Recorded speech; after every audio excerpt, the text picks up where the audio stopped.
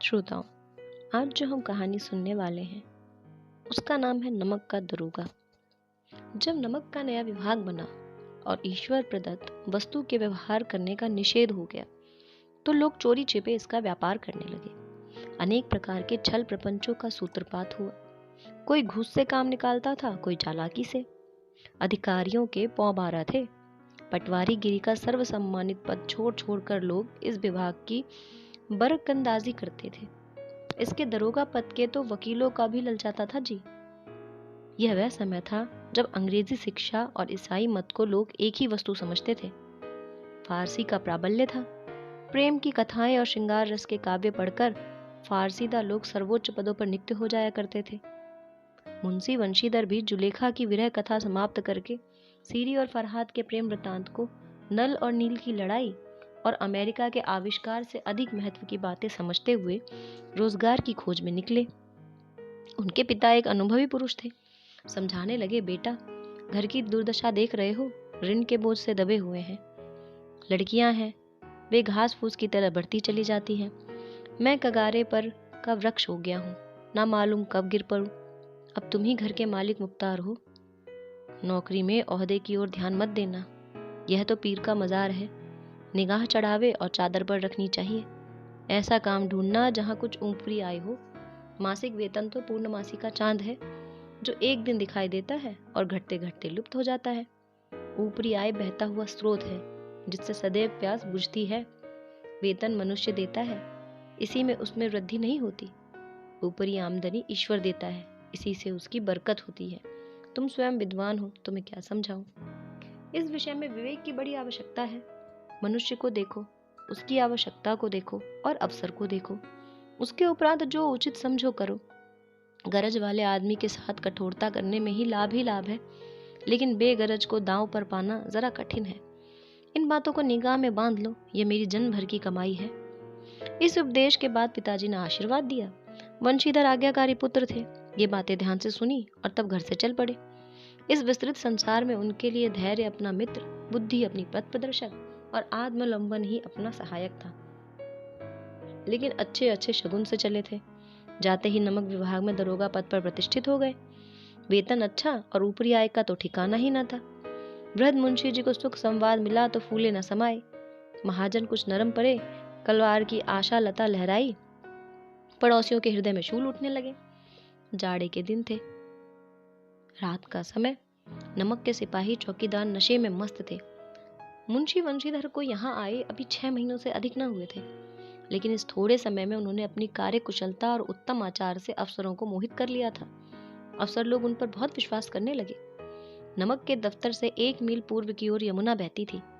उस पर नावों का एक पुल बंधा हुआ था। दरोगा जी किवाड़ बंद किए मीठी नींद में सो रहे थे। अचानक आंख खुली तो नदी के प्रवाह में जगह गाड़ियों की गड़गड़ाहट तथा मल्लाहों का कोलाहल सुनाई दिया। उठ बैठे। इतनी रात गए गाड़ियां क्यों नदी के पार जाती हैं? अवश्य कुछ न कुछ गोलमाल है। तर्क ने भ्रम को पुष्ट किया। वर्दी पहनी, तमंचा जेब में रखा और बात की बात में घोड़ा बढ़ाए हुए पुल पर आ पहुंचे। गाड़ियों की एक लंबी कतार पुल के पार जाते देखी। डांटकर पूछा, किसकी गाड़ियां हैं? थोड़ी देर तक सन्नाटा रहा। आदमियों ने कुछ कानाफूसी हुई। तब आगे वाले ने आकर कहा, पंडित अलोपी दीन की हैं। कौन पंडित अलोपी दीन? दातागंज के। मुंशी वंशीधर चौके। पंडित अलोपी दीन इस इलाके के सबसे प्रतिष्ठित जमींदार थे। लाखों रुपए का लेन देन करते थे। इधर छोटे से बड़े कौन ऐसे थे जो उनका ऋणी ना हो। व्यापार भी बड़ा लंबा चौड़ा था। बड़े चलते पुर्जे आदमी थे। अंग्रेज अफसर उनके इलाके में शिकार खेलने आते और उनके मेहमान होते। 12 मास सदा व्रत चलता रहता। मुंशी ने पूछा, गाड़ियां कहाँ जाएंगी? उत्तर मिला, कानपुर। लेकिन इस प्रश्न में कि इनमें क्या है, सन्नाटा छा गया। दरोगा साहब का भी संदेह और बढ़ा। कुछ देर तक उत्तर की बाट देखते जोर से बोले, क्या तुम सब गूंगे हो गए हो? हम पूछते हैं इनमें क्या लदा है। जब इस बार भी कोई उत्तर ना मिला तो उन्होंने घोड़े की एक गाड़ी से मिलाकर बोरे को टटोला। भ्रम दूर हो गया। यह नमक के डेले थे। पंडित अलोपी दीन अपने सजीले रथ पर सवार, कुछ सोते कुछ जागते चले आते थे। अचानक कई गाड़ी वालों ने घबराए हुए आकर जगाया और बोले, महाराज, दरोगा ने गाड़ियां रोक दी हैं और घाट पर खड़े आपको बुलाते हैं। पंडित अलोपी दीन का लक्ष्मी पर अखंड विश्वास था। वह कहा करते थे कि संसार का तो कहना ही क्या, स्वर्ग में भी लक्ष्मी का ही राज्य है। उनका यह कहना यथार्थ ही था। न्याय और नीति सब लक्ष्मी के ही खिलौने हैं, इन्हें वह जैसे चाहती है नचाती है। लेटे ही लेटे गर्व से बोले, चलो हम आते हैं। यह कहकर पंडित जी ने बड़ी निश्चिंता से पान के बीड़े लगाकर खाए। फिर लिहाफ ओढ़े हुए दरोगा के पास आकर बोले, बाबूजी आशीर्वाद कहिए, हमसे ऐसा कौन सा अपराध हुआ कि गाड़ियां रोक दी? हम ब्राह्मणों पर तो आपकी कृपा दृष्टि रहनी चाहिए। बंशीधर रुखाई से बोले, सरकारी हुक्म। पंडित अलोपीदीन ने हंसकर कहा, हम सरकारी हुक्म को नहीं जानते और ना सरकार को। हमारे सरकार तो आप ही हैं। हमारा और आपका तो घर का मामला है। हम कभी आपसे बाहर नहीं हो सकते। आपने व्यर्थ का कष्ट उठाया। यह नहीं हो सकता कि इधर से जाएं और इस घाट के देवता को भेंट न चढ़ाएं। मैं तो आपकी सेवा में स्वयं ही आ रहा था। बंसीधर पर ऐश्वर्य की मोहिनी बंसी का कुछ प्रभाव न पड़ा। ईमानदारी की नई उमंग थी। कड़क कर बोले, हम उन नमक हरामों में नहीं हैं जो कौड़ियों पर अपना ईमान बेचते फिरते हैं। आप इस समय हिरासत में हैं। आपको कायदे के अनुसार चालान होगा। बस मुझे अधिक बातों की फुर्सत नहीं। जमादार बदलू सिंह, तुम इन्हें हिरासत में ले चलो, मैं हुक्म देता हूँ। पंडित अलोपीदीन स्तंभित हो गए। गाड़ी वाहनों में हलचल मच गई। पंडित जी के जीवन में कदाचित यह पहली वह अवसर था कि पंडित जी को ऐसी कठोर बातें सुननी पड़ी। बदलू सिंह आगे बढ़ा, किंतु रोब के मारे यह साहस न हुआ कि उनका हाथ पकड़ सके। पंडित जी ने धर्म को धन का ऐसा निरादर करते कभी न देखा था। विचार किया कि यह अभी उद्दंड लड़का है, माया मुंह के जाल में अभी पड़ा नहीं है, अल्लड़ है, झिझकता है। बहुत दीन भाव से बोले, बाबू साहब ऐसा ना कीजिए, हम मिट जाएंगे, इज्जत धूल में मिल जाएगी। हमारा अपमान करने से आपके हाथ क्या आएगा? हम किसी तरह आपसे बाहर थोड़े ही हैं। बंशीधर ने कठोर स्वर में कहा, हम ऐसी बातें नहीं सुनना चाहते। आलोपीदीन ने जिस सहारे को चट्टान समझ रखा था वह पैरों के नीचे खिसकता हुआ मालूम हुआ। स्वाभिमान और धन ऐश्वर्य की कड़ी चोट लगी, किंतु अभी तक धन की सांख्यिकी शक्ति का पूरा भरोसा था। अपने मुख्तार से बोले, लाला जी 1000 के नोट बाबू साहब को भेंट करो। आप इस समय भूखे सिंह हो रहे हैं। बंशीधर ने गर्म होकर कहा, 1000 नहीं, 1 लाख भी मुझे सच्चे मार्ग से नहीं हटा सकते। धर्म की इस बुद्धिहीन दृढ़ता और देव दुर्लभ त्याग पर मन बहुत झुंझलाया। अब दोनों शक्तियों में संग्राम होने लगा। धन ने उछल उछल कर आक्रमण करने शुरू कर दिए। 1 से 5, 5 से 10, 10 से 15, 15 से 20 तक नौबत आ पहुंची। किंतु धर्म अलौकिक वीरता के साथ बहुसंख्यक सेना के सम्मुख अकेला पर्वत की भांति अटल अविचल खड़ा रहा। आलोपीदीन निराश होकर बोले, अब इससे अधिक मेरा साहस नहीं है, आगे आपको अधिकार है। बंशीधर ने अपने जमादार को लड़काला। बदलू सिंह वन में दरोगा जी को गालियां देता हुआ पंडित आलोपीदीन की ओर बढ़ा। पंडित जी घबराकर 2-3 कदम पीछे हट गए। अत्यंत दीनता से बोले, बाबू साहब ईश्वर के लिए मुझ पर दया कीजिए। मैं 25,000 तक निपटारा करने को तैयार हूँ। असंभव बात है। 30,000 पर किसी तरह भी संभव नहीं। क्या 40,000 पर भी नहीं? 40,000 नहीं, 40 लाख पर भी असंभव है। बदलू सिंह, इस आदमी को हिरासत में ले लो। अब मैं एक शब्द भी नहीं सुनना चाहता। धर्म ने धन को पैरों तले कुचल डाला। आलोपीदीन ने एक हष्ट पुष्ट मनुष्य को हथकड़ियां लिए हुए अपनी ओर आते देखा। चारों ओर निराश और कातर दृष्टि से देखने लगे। इसके बाद मूर्छित होकर गिर पड़े। दुनिया सोती थी, पर दुनिया की जीभ जगती थी। सवेरे देखिए तो बालक वृद्ध सबके मुंह में यही बात सुनाई देती थी। जिसे देखिए वही पंडित जी के इस व्यवहार पर टीका टिप्पणी कर रहा था। निंदा की बौछारें हो रही थी। मानो संसार से अब पापी का पाप कट गया। पानी को दूध के नाम से बेचने वाला ग्वाला, कल्पित रोज न मचे भरने वाले अधिकारी वर्ग, रेल में बिना टिकट सफर करने वाले बाबू लोग, जाली दस्तावेज बनाने वाले सेठ और साकार सबके सब देवताओं की भांति गर्दनें चला रहे थे। जब दूसरे दिन पंडित आलोपीदीन अभियुक्त होकर कांस्टेबलों के साथ हाथों में हथकड़ियां, हृदय में ग्लानि और शोभ भरे लज्जा से गर्दन झुकाए हुए अदालत की तरफ चले तो सारे शहर में हलचल मच गई। मेलों में कदाचित आंखें इतनी व्यग्र न होती होंगी। भीड़ के मारे छत और दीवार में कोई भेद न रहा। किंतु अदालत में पहुंचने की देर थी। पंडित आलोपीदीन इस अगाध वन के सिंह थे। अधिकारी वर्ग उनके भक्त, अमले उनके सेवक, वकील मुख्तार उनके आज्ञा पालक और अर्दली चपरासी तथा चौकीदार तो उनके बिना मोल के गुलाम थे। उन्हें देखते ही लोग चारों तरफ से दौड़े। सभी लोग विस्मित हो रहे थे। इसलिए नहीं कि आलोपीदीन ने यह कर्म किया, बल्कि इसलिए कि वे कानून के पंजे में कैसे आए। ऐसा मनुष्य जिसके पास असाध्य साधन करने वाला धन और अनन्य वाचालता वाला हो, वह क्यों कानून के पंजे में आए? प्रत्येक मनुष्य उससे सहानुभूति प्रकट करता था। बड़ी तत्परता से इस आक्रमण को रोकने के निमित्त वकीलों की एक सेना तैयार की गई। न्याय के मैदान में धर्म और धन में युद्ध ठन गया। वंशीधर चुपचाप खड़े थे। उनके पास सत्य के सिवा कोई बल नहीं था, ना स्पष्ट भाषण के अतिरिक्त कोई शस्त्र। गवाह थे, किंतु लोभ से डावाडोल। यहाँ तक कि मुंशी जी को न्याय भी अपनी ओर से कुछ खिंचा हुआ दिख पड़ता था। वह न्याय का दरबार था, परंतु उसके कर्मचारियों पर पक्षपात का नशा छाया हुआ था। किंतु पक्षपात और न्याय का क्या मेल? जहाँ पक्षपात हो वहाँ न्याय की कल्पना भी नहीं की जा सकती। मुकदमा शीघ्र समाप्त हो गया। डिप्टी मजिस्ट्रेट ने अपनी तजवीज में लिखा, पंडित आलोपी दीन के विरुद्ध दिए गए प्रमाण निर्मूल और भ्रामांतक है। वह एक बड़े भारी आदमी है। यह बात कल्पना के बाहर है कि उन्हें थोड़े लाभ के लिए ऐसा दुस्साहस किया हो। यद्यपि नमक के दरोगा मुंशी वंशीधर का अधिक दोष नहीं है, लेकिन यह बड़े खेद की बात है कि उसकी उद्दंडता और विचारहीनता के कारण एक भले मानुष को कष्ट झेलना पड़ा। हम प्रसन्न हैं कि वह अपने काम में सजग और सचेत रहता है, किंतु नमक के मुकदमे की बड़ी हुई नमक से हलाली ने उसके विवेक और बुद्धि को भ्रष्ट कर दिया है। भविष्य में उसे होशियार रहना चाहिए। वकीलों ने यह फैसला सुना और उछल पड़े। पंडित आलोपी दीन मुस्कुराते हुए बाहर निकले। स्वजन बांधवों ने रुपए की लूट की। उदारता का सागर उमड़ पड़ा। उसकी लहरों ने अदालत की नींव तक हिला दी।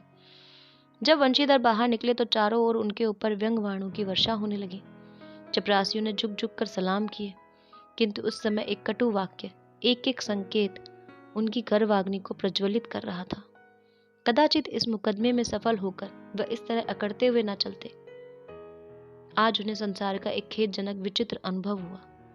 न्याय और विद्वत्ता, लंबी चौड़ी उपाधियां, बड़ी बड़ी दाढ़ियां, ढीले चोगे एक भी सच्चे आदर का पात्र नहीं है। वंशीधर ने धन से बैर मोल लिया था। उसका मूल्य चुकाना अनिवार्य था। कठिनता से एक सप्ताह बीता होगा कि मुअत्तली का परवाना आ पहुंचा। कार्य पणायता का दंड मिला। बेचारे भग्न हृदय शोक और खेद से व्यतीत घर को चले। बूढ़े मुंशी जी तो पहले ही कुड़कुड़ा रहे थे कि चलते चलते इस लड़के को समझाया था, लेकिन इसने एक न सुनी। सब मनमानी करता है। हम तो कलवार हैं, कसाई के तगादे से हैं, बुढ़ापे में भगत बनकर बैठे, और यहाँ बस वही सूखी तनख्वाह। हमने भी तो नौकरी की है और कोई ओहदेदार नहीं थे, लेकिन काम किया, दिल खोल कर किया, और आप ईमानदार बनने चले हैं। घर में चाहे अंधेरा हो, मस्जिद में अवश्य दिला जलाएंगे। खेत ऐसी समझ, पढ़ना लिखना सब अकारत गया। इसके थोड़े ही दिनों बाद जब वंशीधर इस दुरावस्था में घर पहुंचे और बूढ़े पिताजी ने समाचार सुना तो सिर पीट लिया। बोले, जी चाहता है कि तुम्हारा और अपना सिर फोड़ लूं। बहुत देर तक पछता पछता कर हाथ मलते रहे। क्रोध में कुछ कठोर बातें भी कही, और यदि वंशीधर वहां से टल न जाता तो अवश्य ही वह क्रोध विकट रूप धारण करता। वृद्ध माता को भी दुख हुआ। जगन्नाथ और रामेश्वर यात्रा की कामनाएं मिट्टी में मिल गईं। पत्नी ने कई दिनों तक सीधे मुंह बात तक नहीं की। इसी प्रकार एक सप्ताह बीत गया। संध्या का समय था। बूढ़े मुंशी जी बैठे बैठे राम नाम की माला जप रहे थे। इसी समय उनके द्वार पर सजा हुआ रथ आकर रुका। हरे और गुलाबी पर्दे, पछइये बैलों की जोड़ी, उनकी गर्दन में नीले धागे, सींग पीतल से जड़े हुए, कई नौकर लाठियां कंधों पर रखे साथ थे। मुंशी जी अगवानी को दौड़े तो देखा पंडित आलोपी दीन है। झुककर दंडवत की और लल्लो चप्पो की बातें करने लगे। हमारा भाग्य उदय हुआ जो आपके चरण इस द्वार पर आए। आप हमारे पूज्य देवता हैं। आपको कौन सा मुंह दिखाएं? मुंह में तो कालिक लगी हुई है, किंतु क्या करें, लड़का अभागा कपूत है, नहीं तो आपसे क्या मुंह छिपाना पड़ता। ईश्वर निसंतान रखे, पर ऐसी संतान न दे। आलोपी दीन ने कहा, नहीं भाई साहब, ऐसा न कहिए। मुंशी ने चकित होकर कहा, ऐसी संतान को और क्या कहूं। आलोपी दीन ने वात्सल्य पूर्ण स्वर में कहा, कुल तिलक और पुरखों की कीर्ति उज्जवल करने वाले संसार में ऐसे कितने धर्मपरायण मनुष्य हैं जो धर्म पर अपना सब कुछ अर्पण कर सके।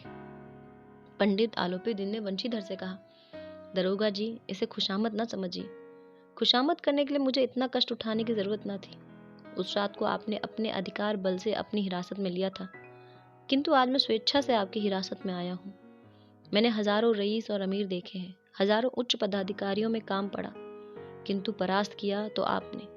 मैंने सबको अपना और अपने धन का गुलाम बनाकर छोड़ दिया। मुझे आज्ञा दीजिए कि मैं आपसे कुछ विनय करूं। वंशीधर ने आलोपी दिन को आते देखा तो उठकर सत्कार किया, किंतु स्वाभिमान सहित। समझ गए कि महाशय मुझे लज्जित करने और जलाने आए हैं। क्षमा प्रार्थना की चेष्टा नहीं की, वरन उन्हें अपने पिता की यह ठकुर सुहाती की बात असह्य सी प्रतीत हुई।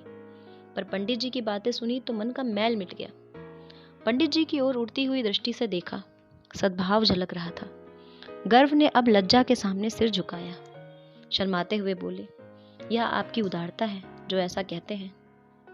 मुझसे जो कुछ अभिनय हुई उसे क्षमा कीजिए। मैं धर्म की बेड़ी में जकड़ा हुआ था, नहीं तो वैसे मैं आपका दास हूँ।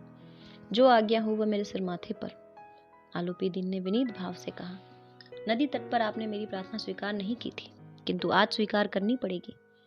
वंशीधर बोले, मैं किस योग्य हूँ, किंतु जो कुछ सेवा मुझसे हो सकती है उसमें त्रुटि ना होगी। आलोपी दिन ने एक स्टाम्प लगा हुआ पेपर निकाला और उसे वंशीधर के सामने रख कर बोले, इस पद को स्वीकार कर लीजिए और अपने हस्ताक्षर कर दीजिए। मैं ब्राह्मण हूँ, जब तक यह सवाल पूरा न कीजिएगा द्वार से न हटूंगा। मुंशी वंशीधर ने उस कागज को पढ़ा तो कृतज्ञता से आंखों में आंसू भर आए। पंडित आलोपी दिन ने उनको अपनी सारी जायदाद का स्थायी मैनेजर नियत किया था। 6,000 वार्षिक वेतन के अतिरिक्त रोजाना खर्च अलग, सवारी के लिए घोड़ा, रहने को बंगला, नौकर चाकर मुफ्त। कंपित स्वर में बोले, पंडित जी, मुझ में इतनी सामर्थ्य नहीं कि मैं आपकी उदारता की प्रशंसा कर सकूं, किंतु ऐसे उच्च पद के योग्य नहीं हूं मैं। आलोपी दिन हंसकर बोले, मुझे इस समय एक अयोग्य मनुष्य की ही जरूरत है। वंशीधर ने गंभीर भाव से कहा, यूं मैं आपका दास हूं। आप जैसे कीर्तिवान सज्जन पुरुष की सेवा करना मेरे लिए सौभाग्य की बात है, किंतु मुझ में न विद्या है, न बुद्धि, न स्वभाव जो इन त्रुटियों की पूर्ति कर देता है। ऐसे महान कार्य के लिए एक बड़े मर्मज्ञ अनुभवी मनुष्य की जरूरत है। आलोपी दिन ने कलम दान से कलम निकाली और उसे वंशीधर के हाथ में देकर बोले, ना मुझे विद्वत्ता की चाह है, ना अनुभव की, ना मर्मज्ञता की, ना कार्यकुशलता की। इन गुणों के महत्व को खूब पा चुका हूँ। अब सौभाग्य से और सुअवसर से मुझे वह मोती दे दिया जिसके सामने योग्यता और विद्वत्ता की चमक फीकी पड़ जाती है। यह कलम लीजिए, अधिक सोच विचार न कीजिए, दस्तखत कर दीजिए।